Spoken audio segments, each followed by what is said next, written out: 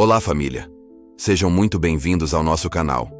Hoje, vamos mergulhar fundo em um dos capítulos mais ricos e, confesso, desafiadores da Bíblia.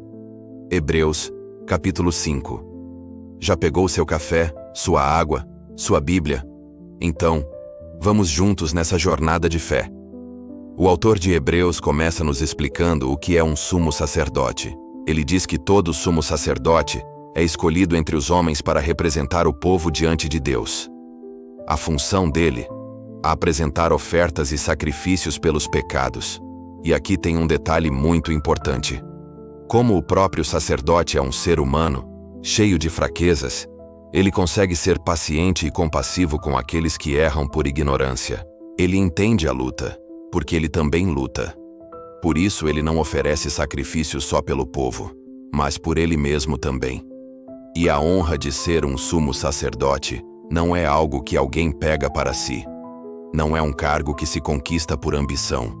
É um chamado direto de Deus, assim como aconteceu com Arão, lá no Antigo Testamento. Deus é quem escolhe. E é exatamente aqui que a gente começa a conectar os pontos com Jesus. O texto deixa claro: Cristo não se autoproclamou sumo sacerdote. Foi Deus, o Pai, quem lhe deu essa honra. O autor cita 2 salmos para provar seu ponto. Primeiro, o Salmo 2. Você é o meu filho. Hoje eu me tornei o seu pai. E depois, o Salmo 110. Você será sacerdote para sempre, na ordem do sacerdócio de Melquisedeque. Guarde bem esse nome Melquisedeque, porque ele será fundamental mais pra frente no livro de Hebreus. Essa é uma virada de chave gigantesca. Jesus não é um sacerdote comum da linhagem de Arão. Ele inaugura uma nova ordem, uma ordem eterna, superior. Ele é, ao mesmo tempo, rei e sacerdote, assim como Melquisedeque. Isso significa que o sacerdócio dele não tem fim e é perfeito. Agora, o autor nos leva para um dos momentos mais íntimos e dolorosos da vida de Jesus aqui na terra. Ele fala que Cristo, com voz alta e com lágrimas, orou e suplicou a Deus. A referência aqui é clara: o jardim do Getsêmani. Jesus, sabendo o peso do pecado do mundo que estava prestes a carregar, sentiu uma agonia profunda. Ele pediu ao Pai que, se possível, afastasse aquele cálice de sofrimento. Mas mesmo em meio à dor, sua oração final foi: que a tua vontade seja feita. E o texto diz que suas orações foram atendidas. Mas como se ele morreu na cruz? Foram atendidas porque Deus o salvou da morte, através da ressurreição. A vitória não foi evitar a cruz, mas vencer a morte. E o motivo pelo qual ele foi ouvido? Por causa da sua reverência e total submissão a Deus. E aqui vem uma das frases mais impactantes da Bíblia. Embora fosse o Filho de Deus, ele aprendeu a obediência por meio daquilo que sofreu. Espere um pouco. Jesus, sendo Deus, precisou aprender a obedecer? Não é que ele fosse desobediente antes. A questão é que ele experimentou, na pele, na sua natureza humana, o custo total da obediência. Ele viveu a jornada completa da submissão à vontade do Pai, até as últimas e mais dolorosas consequências. Foi através do sofrimento que sua obediência foi provada e aperfeiçoada, e é por causa dessa obediência perfeita, testada no fogo do sofrimento, que ele se tornou a fonte da salvação eterna. Para quem? Para todos os que lhe obedecem. Veja a conexão.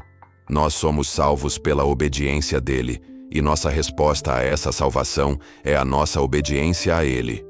E por fim o texto reafirma: Deus o nomeou sumo sacerdote na ordem de Melquisedeque. Depois dessa explicação profunda, o autor de Hebreus muda o tom.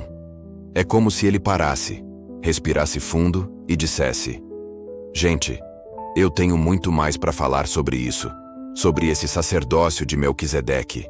Mas é difícil, porque vocês estão custando a entender.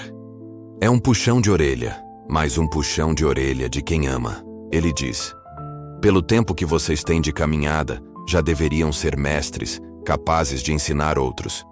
Mas em vez disso, vocês ainda precisam de alguém que ensine o básico, o ABC da fé. Ele faz uma analogia poderosa. Vocês ainda estão precisando de leite, como bebezinhos. quando já deveriam estar comendo alimento sólido. O que é esse leite?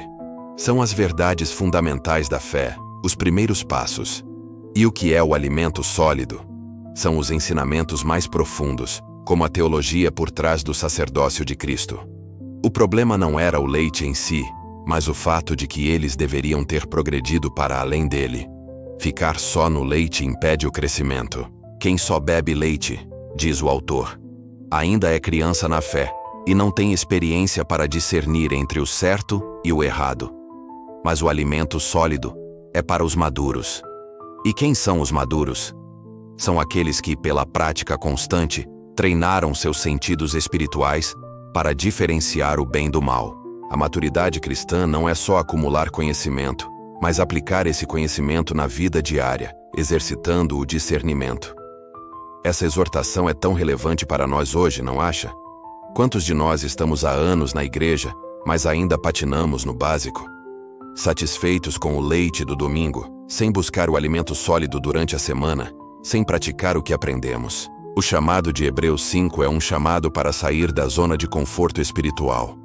É um convite para crescer, para amadurecer, para desejar as verdades mais profundas de Deus e, principalmente, para praticá-las. Que possamos olhar para o exemplo de Cristo, nosso sumo sacerdote perfeito, que aprendeu a obediência pelo sofrimento, e sermos inspirados a também crescer na nossa jornada. Que a gente não se contente com o leite, mas anseie pelo alimento sólido que nos fará cristãos maduros e capazes de discernir a vontade de Deus. Obrigado por ter ficado comigo até aqui. Se essa reflexão tocou seu coração, não se esqueça de deixar o seu like, compartilhar com alguém que precisa ouvir essa mensagem e, claro, se inscrever no canal para não perder nossos próximos estudos. Que Deus abençoe sua semana. Fiquem na paz.